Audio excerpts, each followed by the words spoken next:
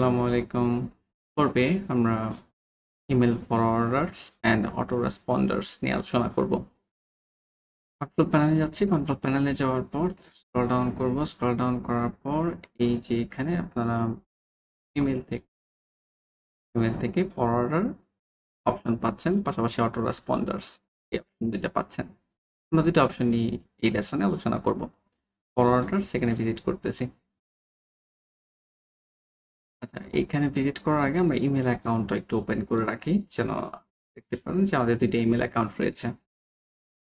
তো এখান থেকে আমরা ফরওয়ার্ডার যদি অ্যাড করি, এখানে ক্লিক করব add forwarder, address to forward. আচ্ছা, এটা কি করতে যাচ্ছি এটা একটু বলে নেই।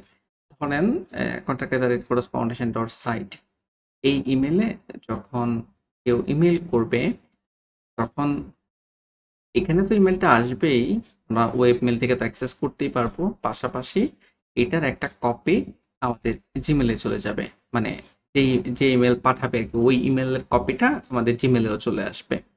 ধরেন আপনার এখানে 10টার মতো প্রফেশনাল ইমেল বা বিজনেস ইমেল আপনি তৈরি করেছেন। এখন 10টা ইমেলের সাথেই আপনি চাইলে ফরওয়ার্ডার অ্যাড করতে পারবেন, যেন যেই ইমেল করুক না কেন আপনি এক জায়গা থেকে জিমেল থেকে যেন সবগুলো দেখতে পারেন। ওকে, তাহলে এই কাজটা আমরা কিভাবে করতে পারি? এটা করার জন্য আমাদেরকে অ্যাড্রেস টু ফরওয়ার্ড, এটা প্রথমে অ্যাড্রেস অ্যাড করতে হবে। তো আমাদের অ্যাড্রেস এখানে কন্ট্যাক্ট শুধুমাত্র কন্ট্যাক্ট লিখে দিলেই হবে। ওকে, কন্ট্যাক্ট দেন হচ্ছে ডোমেন তো করেসপন্ডেশন ডট সাইন, এই যে তো এখানে অ্যাড হবে অটোমেটিক্যালি। ডেস্টিনেশন, কোন ইমেল অ্যাড্রেসে আমরা ফরওয়ার্ড করতে চাচ্ছি, এখানে আমরা ইমেল অ্যাড্রেস লিখে দিব। ফর এক্সাম্পল mashur.imajify@gmail.com, এই অ্যাড্রেসে আমরা ফরওয়ার্ড করতে যাচ্ছি। ওকে, তারপর হচ্ছে আমরা অ্যাড ফরওয়ার্ডার এই বাটনটাতে ক্লিক করব। সাকসেস হয়ে গিয়েছে, কপিড হবে দেখাচ্ছে। গো ব্যাক, গো ব্যাকে ক্লিক করার পর এখন আমরা একটু টেস্ট করে দেখি যে এটা কাজ করতেছে কিনা। এখন এটা টেস্ট করার জন্য আমরা এই যে support@correspondence.com চেক ইমেল, এখানে যাব। এখান থেকে একটা ইমেল সেন্ড করব। কম্পোজ, তারপর হচ্ছে টু টু আমরা হচ্ছে contact@correspondence.site, এখানে আমরা পাঠাতে চাচ্ছি। আমি ইমেলটা লিখে দিই। সাবজেক্ট ফর এক্সাম্পল ফরওয়ার্ড, তারপর হচ্ছে এটা আমি লিখে দিলাম আর কি। তারপর হচ্ছে সেন্ডে ক্লিক করব। ওকে, মেসেজ অলরেডি সেন্ড হয়ে গিয়েছে যতটুকু সম্ভব। আমি একটু চেক করে দেখি। সেন্ড হয়ে গিয়েছে। এখন হচ্ছে আমরা ইমেলটা চেঞ্জ করব। ইমেল চেঞ্জ বলতে হচ্ছে আমাদের এই যে এটা চেক করতে হবে। তো আমি চেক ইমেলে ক্লিক করতেছি, দেখি এখানে আসছে কিনা। এখানে সার্ভারে একটা কপি থাকবে, জিমেলেও একটা কপি যাবে। ফরওয়ার্ড মেসেজ দেখতে পাচ্ছেন, ইনস্ট্যান্টলি চলে আসছে। টেস্ট, আবার যদি ইনবক্স চেক করেন, এই যে এখানে ফরওয়ার্ড মেসেজ টেস্ট, আমাদের ফরওয়ার্ডার্স পারফেক্টলি কাজ করতেছে। এখন হচ্ছে আমরা আলোচনা করব বা দেখব অটো রেসপন্ডার্স কিভাবে কাজ করে। প্লে করতেছি এখানে।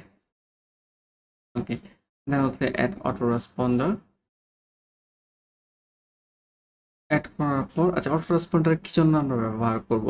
এটার কারণ হচ্ছে, ধরেন আপনি একটা বিজনেস রান করতেছেন, এখন আপনি নেক্সট 3 দিন ভ্যাকেশনে থাকবেন। এখন এই 3 দিন আপনি কোনো ধরনের ইমেলের রেসপন্স করতে পারবেন না।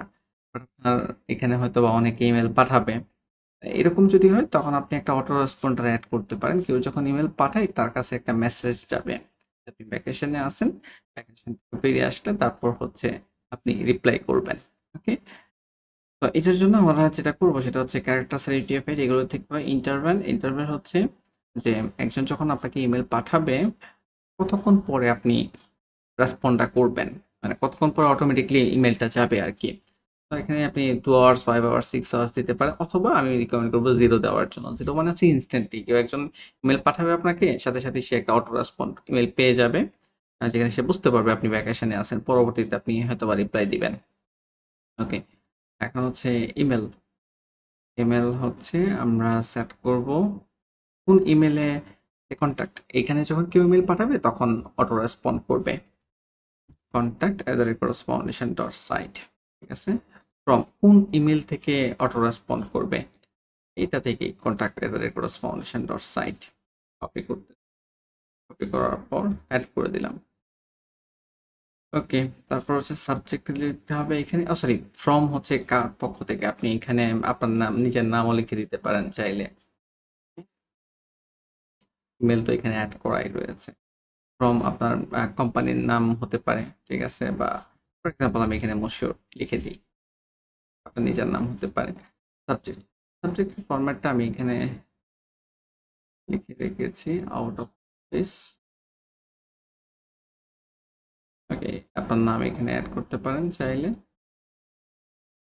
আর ওই জায়গায় যদি আপনি কোম্পানির নাম ইউজ করতেছেন চাইলে করতে পারেন, অথবা জাস্ট আউট অফ অফিস এইটুকু লিখলে হয়, ঠিক আছে। আর এখানে হচ্ছে সেকোরস ফাউন্ডেশন নাম যেহেতু নিচে দিচ্ছি, এখানে ফ্রম লিখলাম। ওকে, বডিতে কি মেসেজ এখন লিখবেন, এই জায়গায় আমি কপি করতেছি, কপি করার পর করে দিচ্ছি। তো আনটিল রিটার্ন ডেট, এখানে আপনি একটা ডেট দিবেন, ফর এক্সাম্পল 1/1/26 ফর এক্সাম্পল, এরকম কিছু একটা লিখে দিলাম। দেন হচ্ছে থ্যাঙ্কস ফর ইউর পেশেন্স, আবার যদি আপনি নাম লিখতেন লিখতে পারেন।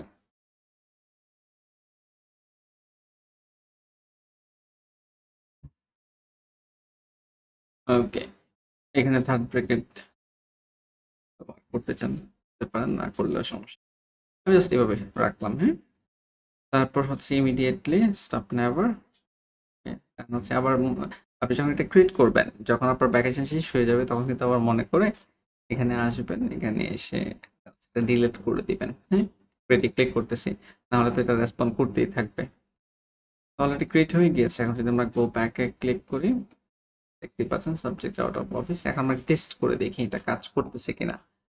টেস্ট করার জন্য আমাদেরকে রাউন্ড কিউবে যেতে হবে, সাপোর্ট, ওখান থেকে আমরা ইমেলটা পাঠাবো, সাপোর্ট চেক ইমেল, তারপর হচ্ছে কম্পোজ, তারপর হচ্ছে টু, এই জায়গায় হচ্ছে contact@correspondence.site, এখানে আসছে সাবজেক্ট ওয়েব ডিজাইন প্রজেক্ট,